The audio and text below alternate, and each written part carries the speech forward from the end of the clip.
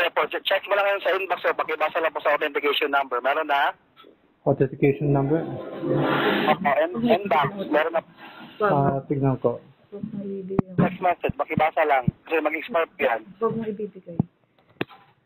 Teka lang po. Hello, Sir Jesus?